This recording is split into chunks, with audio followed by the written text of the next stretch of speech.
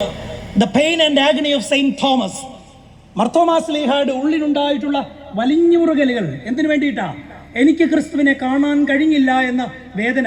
ആ വേദനയ്ക്ക് മറുപടിയായി ക്രിസ്തു പ്രത്യക്ഷപ്പെടുന്നുണ്ട്. അവന്റെ വാശി, പിടിവാശി എന്തിനായിരുന്നു എന്ന് ചോദിച്ചാൽ പിതാക്കന്മാർ രേഖപ്പെടുത്തുന്ന വാക്യം ഇങ്ങനെയാണ്: മറ്റുള്ളവരുടെ വാക്കിന്റെ അടിസ്ഥാനത്തിൽ തന്റെ വിശ്വാസത്തെ പണിയാതിരിക്കാൻ അവർ സാക്ഷിച്ചതിനെ അവൻ വിശ്വസിച്ചില്ല. ഒന്നും കൂടെ പറയാം. മറ്റുള്ളവരുടെ വാക്കിന്റെ അടിസ്ഥാനത്തിൽ തന്റെ സ്വന്തം വിശ്വാസത്തെ പണിയാതിരിപ്പാൻ മറ്റുള്ളവരുടെ വാക്കിനെ അവൻ വിശ്വസിച്ചില്ല. അവൻ പറഞ്ഞു, എൻ്റെ സ്വന്തം ജീവിത അനുഭവത്തിലായിരിക്കണം എൻ്റെ ജീവിതത്തിൽ എൻ്റെ ക്രിസ്തുവിൻ്റെ പുനരുദ്ധാനത്തിൻ്റെ സാക്ഷിയാകേണ്ടത്. The witness, real witness. അതുകൊണ്ടാണ് പല എക്സാജറേഷൻ സ്റ്റോറീസ് എന്നൊക്കെ പറയുന്നിടത്തും കോൺട്രവേഴ്ഷ്യൽ ആയിട്ടുള്ള ഒരുപാട് ചരിത്രങ്ങൾ പിന്നീട് രേഖപ്പെടുത്തിയത്. പക്ഷെ അവന്റെ മുമ്പിൽ ക്രിസ്തു പ്രത്യക്ഷപ്പെട്ടിട്ട് പറയുകയാണ്, കാണാതെ വിശ്വസിക്കുന്നവർ ഭാഗ്യവാന്മാർ. ഇതാണ് ലെഗസി എന്ന് പറയുന്നത്. എൻ്റെ കർത്താവും എൻ്റെ ദൈവവുമേ എന്ന് വിളിക്കേണ്ടതിന് തൻ്റെ സ്വന്തം ജീവിതാനുഭവത്തിൽ ക്രിസ്തുവിനെ അനുഭവിച്ച, അവന്റെ പുനരുദ്ധാനത്തിന് സാക്ഷ്യം വഹിച്ച ഒരു പിതാവിന്റെ പിൻതലമുറക്കാരെന്ന് അഭിമാനിക്കാം. പക്ഷെ നിർഭാഗ്യവശാൽ നമുക്കുടെ അഭിമാനത്തെക്കാൾ ഉപരി നാം ഈ പിതാക്കന്മാർക്ക് ഇന്ന് ഉണ്ടാക്കി വെച്ചു കൊടുക്കുന്നത് അപമാനങ്ങളാണ്. നമ്മൾ മർത്തോമായുടെ പിൻഗാമികളാന്ന് പറയുന്നതിൽ ഒരു പക്ഷേ മർത്തോമാസ്ലിഹ പോലും ലജ്ജിക്കുന്ന അനുഭവങ്ങൾ ഇന്ന് നമ്മുടെ ഇടയിൽ ഉണ്ടാകുന്നുണ്ട്. അവിടെയാണ് യഹൂദന്മാർ യേശുക്രിസ്തുവിന്റെ മുൻപാകെ യാതൊരു ലജ്ജയുമില്ലാതെ എടുത്തെടുത്ത് പറയുന്നുണ്ട്, ഞങ്ങൾ അബ്രഹാമിന്റെ മക്കൾ.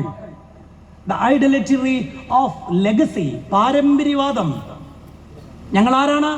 അബ്രഹാമിന്റെ മക്കൾ. അവിടെ യേശുക്രിസ്തു നിശ്ചിതമായിട്ടൊരു വാചകം പറയുന്നത് ഇങ്ങനെയാണ്: ഈ കല്ലുകളിൽ നിന്ന് അബ്രഹാമിന് മക്കളെ ഉളവാക്കുവാൻ ദൈവത്തിന് കഴിയും. എനിക്ക് പലപ്പോഴും വളരെ രസകരമായി തോന്നിയൊരു സംഗതിയാണ്. പ്രത്യേകിച്ച് ഞാൻ കോട്ടയം സ്വദേശിയാണ്, പക്ഷേ ഞാൻ പഠിച്ചതും സേവനമനുഷ്ഠിക്കുന്നതും ഒക്കെ വടക്കം ഭദ്രാസനത്തിലാണ്. അഭിവന്യ തിരുമേനിയും സേവനമനുഷ്ഠിച്ച കണ്ടനാട് അങ്കമാലി ഭദ്രാസനങ്ങളിൽ എല്ലാ വർഷവും, ഇവിടെ ഉണ്ടെന്ന് വിശ്വസിക്കുന്നു, എല്ലാ ഭവനങ്ങളും എല്ലാ വർഷവും കൂദാശ ചെയ്യും. അവർക്കങ്ങനെ ഒന്നും അച്ഛന്മാർക്ക് കൊടുത്ത് ശീലമില്ലാത്തതുകൊണ്ട് കൂദാശ ചെയ്യുന്നതിൽ പ്രത്യേകിച്ച് ചിലവൊന്നുമില്ല. അപ്പോൾ അവിടെ ഞാൻ കോട്ടയത്ത് നിന്ന് വന്നതിന് ശേഷം വളരെ മനോഹരമായൊരു ഒരു ഒരു സംഗതി കൂടെ കണ്ടത്. ഞങ്ങളുടെ ഇവിടെയൊക്കെ വെള്ളം തളിച്ച് വിടത്തേയുള്ളൂ, അത് വല്ലപ്പോഴുമാണ്. ഇവിടെ ഒന്നെങ്കിൽ കുന്തിരിക്കം ചാലിക്കും, അല്ലെങ്കിൽ കളഭം ചാലിച്ചു വെക്കും. എന്തിനാ? ഇത് മായാത്ത അടയാളമായി ഒരു നിതാന്ത ദൈവസാന്നിധ്യ ബോധമായിട്ട് എവിടെ കിടക്കണം? ഞങ്ങളുടെ കട്ടളകളിന്മേൽ കിടക്കണം. വിശ്വാസിയുടെ വിചാരം, അച്ഛൻ വന്ന് പ്രാർത്ഥിച്ചു കഴിയുമ്പം വീട്ടിൽ വെള്ളമൊക്കെ തളിച്ച് റൂഷ്മ ചെയ്ത് കഴിയുമ്പോൾ മാടനും മറുതയൊക്കെ പുറത്തു പോയെന്നാ. വെറുതെയാ. മറുത അകത്ത് കാപ്പി ഇട്ടുകൊണ്ടിരിക്കുന്നു, മാടൻ വാതുക്ക് നിപ്പുണ്ട് മുറുക്കി തുപ്പി. അപ്പൊ ഇതൊരു നമ്മുടെ അബദ്ധധാരണയാ. എന്താണ് സത്യത്തിൽ അവിടെ സംഭവിക്കുന്നതെന്ന് പ്രാർത്ഥനകൾ. അന്നേരം കാപ്പി ഇടാൻ പോകരുത്. ആ പ്രാർത്ഥന കൃത്യമായി ശ്രദ്ധിക്കണം. ഇന്നു മുതൽ കൂദാശ ചെയ്യുമ്പം പുരോഹിതൻ പറയുന്നുണ്ട്, ഇന്നു മുതൽ ഈ ഭവനത്തിനുണ്ടാകാൻ പോകുന്ന മാറ്റം എന്താണ്? അതുകൊണ്ടാണ് എനിക്ക് ഭയങ്കര പിതാക്കന്മാരോട് അസൂയ തോന്നിയിട്ടുണ്ട്. എന്തോ ബുദ്ധിമാന്മാരാ അല്ലേ, എത്ര തന്ത്രശാലികളാ. ആ വെള്ളം പിടിച്ചു നിൽക്കാൻ കാർന്നോര് തന്നെ കാരണം. എന്തിനാ? അയാളോട് ആ മുഖത്തടിച്ച് പറയുന്നത്, എടാ ഇന്ന് തൊട്ട് നിനക്ക് എന്താ സംഭവിക്കാൻ പോകുന്നത്? നിന്റെ ജീവിതത്തിൽ നഷ്ടങ്ങളുടെ പരമ്പരയാ. അതുകൊണ്ടാണല്ലോ വീട് കൂദാശയ്ക്ക് വായിക്കുന്ന വേദഭാഗം സുവിശേഷ ഭാഗം ഏതാ?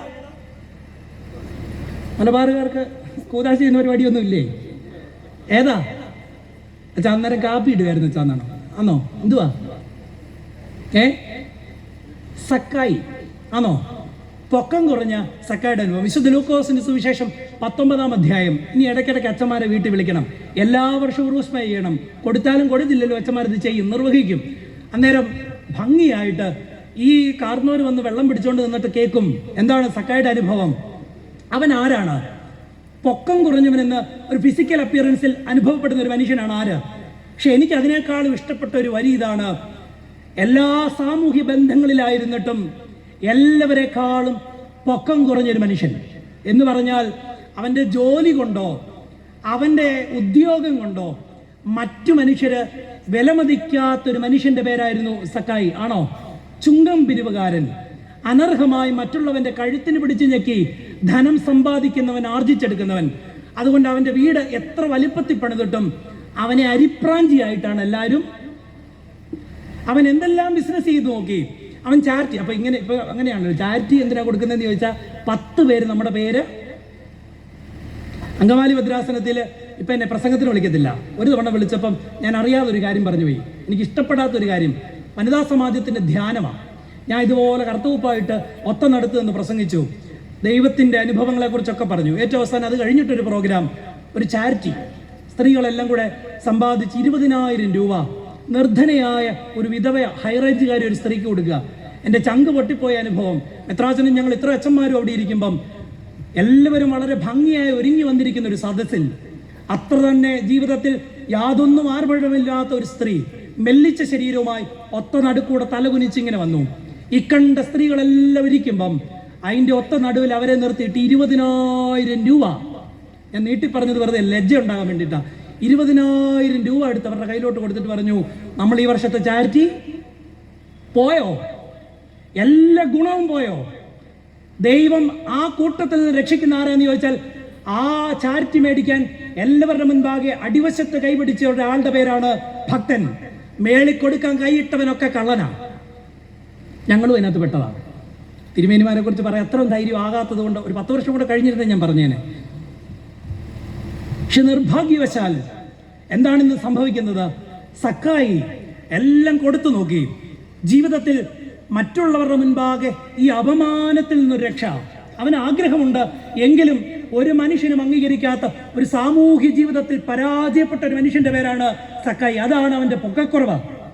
അവിടെയാണ് അവനൊരാഗ്രഹം. ഒരാളെ കുറിച്ച് അവൻ കേട്ടു, മനുഷ്യരെ മാറ്റി നിർത്തിയാലും ജീവിതത്തിന്റെ ഉള്ളറകളിലേക്ക് നോക്കുന്ന ഒരുവൻ എൻ്റെ വീടിന്റെ അരികിലൂടെ പോകുന്നുണ്ട്, അവനെ എനിക്ക് കാണണം.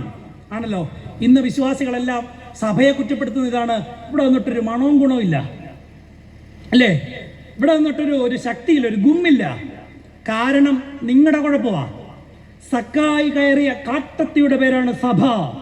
കയറണമെന്നും ക്രിസ്തുവിനെ കാണണമെന്നും ആഗ്രഹം ആരിൽ നിന്നുള്ളതായതാ? സക്കായിൽ നിന്നുള്ളതായതാ. ഇതിനെ അഭിമുഖീകരിക്കുന്ന, അഡ്രസ് ചെയ്യുന്ന ഒരു ക്രിസ്തുവാണ് താഴെ നിൽക്കുന്നത്. അവിടെയാണ് പറയുന്നത്, സക്കായി ഓടിച്ചെന്ന് പൊക്കമുള്ളവരുടെ നടുവിൽ നിന്ന് സഭയ്ക്ക് മുകളിലേക്ക് കയറി.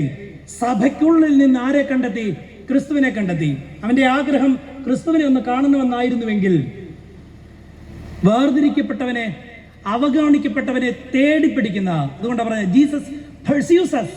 നമ്മളെ പിന്തുടരുന്ന ഒരു ദൈവത്തെയാണ് സുവിശേഷം പരിചയപ്പെടുന്നത്. ബാക്കി എല്ലാ ദൈവങ്ങളെയും നമ്മൾ തേടിപ്പോണം എങ്കിൽ നമ്മളെ പിന്തുടരുന്ന ഒരു ദൈവത്തെ സുവിശേഷം പരിചയപ്പെടുത്തുന്ന മനോഹരമായ വേദഭാഗമാണ് വിശുദ്ധ ലൂക്കോസിന്റെ സുവിശേഷം 19-ാം അധ്യായം. അവിടെയാണ് സക്കായിയുടെ മുഖത്തേക്ക് നോക്കിയിട്ട് യേശു പറഞ്ഞു, സക്കായി നീ വേഗം ഇറങ്ങി വരിക. അടുത്ത വാചകം ഈ ജനസമൂഹം മുഴുവൻ കേട്ട് നിൽക്കുമ്പോൾ പറയുന്നു, ഇന്ന് എനിക്ക് നിന്റെ വീട്ടിൽ താമസിക്കേണ്ടിയിരിക്കുന്നു. സക്കായി കാട്ടത്തിൽ നിന്ന് ചിലപ്പോൾ എടുത്തി അടിക്കണം, പക്ഷെ അവൻ്റെ കാലൊടിഞ്ഞില്ല. അവൻ സന്തോഷത്തോടുകൂടി, അടുത്ത വാചകം ഇങ്ങനെയാണ്, അവൻ സന്തോഷത്തോടുകൂടി അദ്ദേഹത്തെ സ്വീകരിച്ചു. അവൻ എന്താ ചെയ്തത്? ക്രിസ്തു ഭവനത്തിനുള്ളിലേക്ക് പ്രവേശിച്ചപ്പം അവൻ്റെ ജീവിതത്തിലുണ്ടായ ഒരു ഡ്രാസ്റ്റിക് ചേഞ്ച് ആണ് അടുത്തത് പറയുന്നത്. അവൻ നിന്നുകൊണ്ട് യേശുവിനോട്, ഇതാ ഏതെങ്കിലും വിധത്തിൽ ഞാൻ അപഹരിച്ചിട്ടുള്ളവന്, ഡീഫ്രോഡഡ്, അങ്ങനെ ഒരു പദം ഇംഗ്ലീഷിൽ പറയുന്നത് വളരെ മനോഹരമാണ്. കബളിപ്പിച്ചിട്ടുള്ളത്, വഞ്ചിച്ചിട്ടുള്ളത് എത്രയായിട്ട് കൊടുക്കും? നമ്മളാണ് എത്ര കൊടുത്തേനെ? നിലമ്പൂർ ഭാഗത്തൊക്കെ നിങ്ങൾ എങ്ങനെയാണ് കൊടുക്കുന്നത്? എങ്ങനെയാ?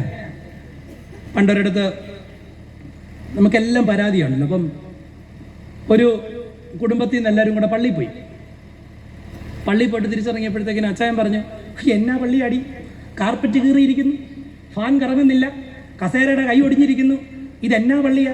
അച്ഛൻ്റെ അനൗൺസ്മെൻറ്റ് നീണ്ടു പോകുന്നു. അപ്പോൾ വണ്ടി ആയിരുന്ന കൊച്ചി ഇറക്കം പറഞ്ഞു, അമ്മേ 10 രൂപ കാണിക്കിടുന്നതിന് ഇതിലും കൂടുതൽ സൗകര്യം എവിടെ കിട്ടാനാണ്? നിങ്ങളുടെ കുഞ്ഞിന് LKG നിങ്ങൾ കൊടുത്ത ക്യാപിറ്റേഷൻ ഫീ ആണോ, ഇത്രയും നാൾ നിങ്ങൾ കൊടുത്ത് തളുകയാണോ കൂടുതൽ? ചിന്തിച്ചാൽ മതി. അവിടെയാണ് സക്കായി നിന്നുകൊണ്ട് യേശുവിനോട് പറഞ്ഞു, ഇതാ ഞാൻ ഏതെങ്കിലും വസ്തുക്കളിൽ പകുതി കൊടുക്കുന്നു, ഏതെങ്കിലും വിധത്തിൽ അപഹരിച്ചിട്ടുള്ളത് 1-ന് 4 വീതം മടക്കി കൊടുക്കുന്നു. ആണോ? നഷ്ടങ്ങളിലേക്ക് പ്രവേശിച്ച ലോകപ്രകാരം ഭോഷനായവൻ്റെ പേരാണ് സക്കായി. ആണോ? നമ്മൾ ഭോഷന്മാരല്ലാത്തത് കൊണ്ടാണ് നമ്മൾ അധികം കൈവിട്ടൊന്നും കൊടുക്കാത്തത്. എന്നാൽ ക്രിസ്തു ആഗ്രഹിക്കുന്നത് ഭോഷന്മാരെയാണ്. അവിടെയാണ് സക്കായിയോട് യേശു തമ്പുരാൻ പറയുന്ന അടുത്ത വാചകം. ഇവനും അബ്രഹാമിൻ്റെ പുത്രനാകൊണ്ട് ഇന്ന് ഈ ഭവനത്തിന് രക്ഷയില്ല. ഞാൻ പറഞ്ഞു, യഹൂദന്മാരുടെ പാരമ്പര്യത്തിൻ്റെ വിഗ്രഹാരാധനയിൽ അവർ ഊറ്റം കൊണ്ടൊരു വാചകമാണ് ഞങ്ങൾ അബ്രഹാമിൻ്റെ മക്കൾ. അവരോട് യേശുക്രിസ്തു പറഞ്ഞു, അബ്രഹാമിന് കല്ലുകളിൽ നിന്ന് മക്കളെ ഉളവാക്കുവാൻ ദൈവത്തിന്. അവിടെയാണ് സമൂഹം മുഴുവൻ വെറുക്കപ്പെട്ടവൻ എന്ന് പറഞ്ഞവന് യേശുക്രിസ്തു കൊടുത്ത ടൈറ്റിലാണ് ഇവനും അബ്രഹാമിൻ്റെ പുത്രൻ. ദൈവവചനം കേൾക്കുന്ന ഈ പന്തലിലിരിക്കുന്നവർക്ക് സ്വാഭാവികമായും ഉണ്ടാകേണ്ടുന്ന ആദ്യത്തെ മാറ്റം, ഒരു ട്രൈറ്റ്, ക്രിസ്തു വന്നോ ഇല്ലയോ എന്നുള്ള ട്രൈറ്റ് ഇതാണ്: ജീവിതത്തിൽ നഷ്ടപ്പെടാൻ നിന്നു കൊടുക്കാൻ പറ്റും. അവിടെ ചിലപ്പം നിങ്ങൾ എന്നോട് കൊഞ്ഞനും കുത്തിയിട്ട് നോക്കും, കറുത്ത ഉപ്പായിട്ട് എന്നാ വേണേ പ്രസംഗിക്കരുതോ. ഇതുപോലെ പ്രസംഗിച്ചപ്പോൾ എനിക്കൊരു വലിയ അബദ്ധം പറ്റി. എൻ്റെ ജീവിതത്തിലെ ആ അബദ്ധമാണ് എൻ്റെ പൗരോഹിത്യത്തിൻ്റെ ക്യാപിറ്റൽ ഇൻവെസ്റ്റ്മെൻറ്റ്. മറ്റൊന്നുമല്ല, അച്ഛൻ എന്നെ പരിചയപ്പെടുത്തിയപ്പോൾ പറഞ്ഞ പോലെ ഞാൻ ഒരിടത്ത് പ്രസംഗിക്കാൻ ചെന്നപ്പോഴാണ് എനിക്ക് മുൻപേ അറിയാവുന്ന ഒരു കുടുംബം, അവിടെ അവരുടെ മകൾ ഒരു തലവേദനയായിട്ട് ആശുപത്രിയിൽ പോയതാ. ചെന്ന് പരിശോധിച്ചപ്പോഴാണ് അറിയുന്നത് 2 കിഡ്നി ഫെയിലിയറായി.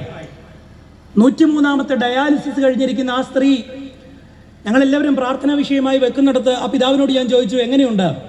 അപ്പം ട്രാൻസ്പ്ലാന്റേഷൻ അല്ലാതെ മറ്റൊരു മാർഗ്ഗമില്ല.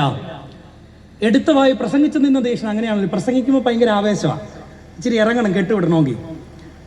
ആ പ്രസംഗിച്ച ആവേശത്ത് താഴെ ഇറങ്ങി വന്നിട്ട് ഞാൻ അദ്ദേഹത്തോട് പറഞ്ഞു, അന്ന് എനിക്ക് 29 വയസ്സ്, പണ്ടേ എടുത്തിയാട്ടക്കാരനായതുകൊണ്ടാണ് ഞാൻ അച്ഛനായിട്ട് 9.5 വർഷമാകുന്നുള്ളൂ. ഇതെൻ്റെ 10ാമത്തെ സ്ഥലമാണ്, ഞാൻ ഇരിക്കുന്ന 10ാമത്തെ സ്ഥലം. അപ്പോൾ എൻ്റെ കയ്യിലൊരു ഏകദേശം മനസ്സിലായില്ലേ? അപ്പോൾ അങ്ങനെ ഒരു എടുത്തിയാട്ടക്കാരനായതുകൊണ്ട് ഞാൻ എടുത്തിയാടി പറഞ്ഞു, ഏതാ ബ്ലഡ് ഗ്രൂപ്പാണ്? ഓ പോസിറ്റീവാണ്. ഞാൻ പറഞ്ഞു, എൻ്റേത് ഓ പോസിറ്റീവാണ്, ഞാൻ തരാം. അദ്ദേഹത്തിന് എൻ്റെ ശരീരഭാഷയൊക്കെ മനസ്സിലായതുകൊണ്ട് അദ്ദേഹം പറഞ്ഞു, വേണ്ടച്ചാന്ന് പറഞ്ഞു. എൻ്റെ ജീവിതത്തിൽ അന്ന് വരെ എൻ്റെ വെയിറ്റ് എത്രയാണെന്ന് ചോദിച്ചാൽ 48 കിലോയാണ്. ഇന്നേ വരെ ഞാൻ 50 കിലോ മുകളിൽ എൻ്റെ വെയിറ്റ് പോയിട്ടില്ല.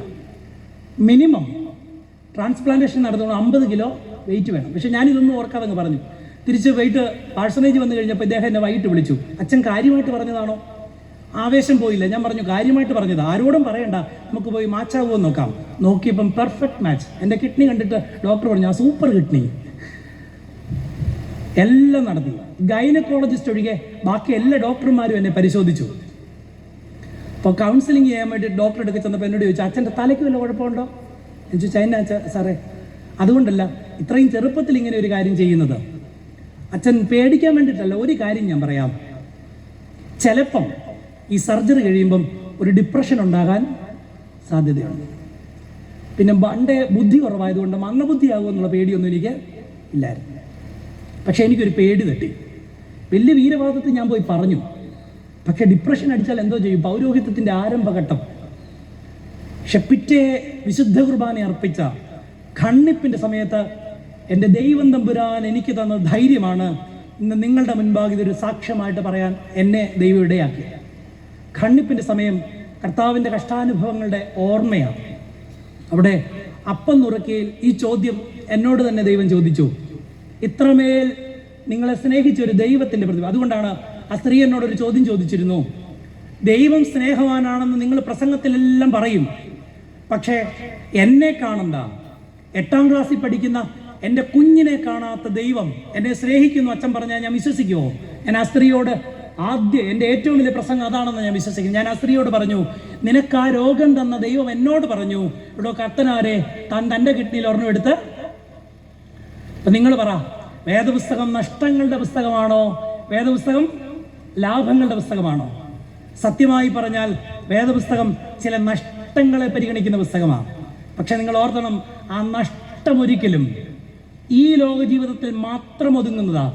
എന്നാൽ ഇതിനപ്പുറത്തേക്ക് വളരെ അനുഗ്രഹപ്പെടും. അതുകൊണ്ടാണല്ലോ സക്കായിക്ക് കൊടുത്ത ടൈറ്റിൽ മറ്റൊന്നുമല്ല, ഇവൻ അബ്രഹാമിൻ്റെ പുത്രൻ. ഞാൻ കിഡ്നി കൊടുത്തപ്പോൾ ഓർത്തു, ഏതെങ്കിലുമൊക്കെ തിരുമേനിമാർ വന്ന് 2 പൊന്നാടയൊക്കെ ഇടിവയ്ക്കുമായിരുന്നു, എന്തെങ്കിലുമൊക്കെ കിട്ടുമെന്ന് ഓർത്തു. പൊന്നും ആടയും കിട്ടിയില്ലെന്ന് മാത്രമല്ല, ഉള്ള തുണിയും കൂടെ പറിച്ചുകൊണ്ട് പോയതേ ഉള്ളൂ. എനിക്ക് ദൈവം ആദ്യം തന്നെ എന്നാണെന്നറിയാവോ? കൊറോണയാണ്. 1 വട്ടമല്ല 3 വട്ടം വന്നു. പക്ഷെ ഇന്ന് പ്രാഗൽഭ്യത്തോടുകൂടി സന്തോഷത്തോടുകൂടി എൻ്റെ ദൈവത്തിൻ്റെ വചനം പറയാൻ എന്നെ ദൈവം ഇടയാക്കിയതിൻ്റെ കാരണം മരണഭയത്തെ ജയിക്കാൻ ദൈവം എന്നെ ആ 10 ദിവസങ്ങൾ കൊണ്ട് സാധ്യമാക്കിയതുള്ളത്. ഇന്ന് എനിക്ക് എൻ്റെ ജീവിതത്തിൻ്റെ ബോധ്യം ഇതാണ്, ഈ ലോകത്തിൽ പലതും നഷ്ടമായേക്കാം, പക്ഷെ അപ്പുറത്തൊരു ലോകമുണ്ടെന്ന് നിർബന്ധമായി വിശ്വസിക്കുകയും ആ ലോകത്തിന് പ്രാപ്തനാകേണ്ടതിന് തുടർന്നുള്ള ജീവിതത്തെ ക്രമപ്പെടുത്തുകയും ചെയ്യും. അവിടെയാണ് സക്കായിയോട് പറഞ്ഞു, ഞാൻ നിനക്കൊരു ടൈറ്റിൽ തരാം, നീ അബ്രഹാമിന്റെ പുത്രൻ. അത്രയും നാൾ അരിപ്രാൻ ചെയ്ത് നടന്നവൻ, എല്ലാം കൊടുത്തവൻ, അവന്റെ പേര് ഒരു ദിവസം കൊണ്ട് മാറിയാണോ? അതുകൊണ്ടാണല്ലോ കർത്താവിന്റെ മരണവേളയിൽ സഡൻ റിപ്ലൈ കിട്ടിയ ഒരു മനുഷ്യന്റെ പേര് കള്ളനെന്നാണ്. നമ്മളിപ്പോഴും അവനെ കയ്യെ പിടിച്ചിട്ടാണ് ദുഃഖവെള്ളിയാഴ്ച പോയി ചൊല്ലും, കള്ളനോടുകൂടി നിലമ്പൂരുകാരും ചൊല്ലുന്നു, അല്ലേ?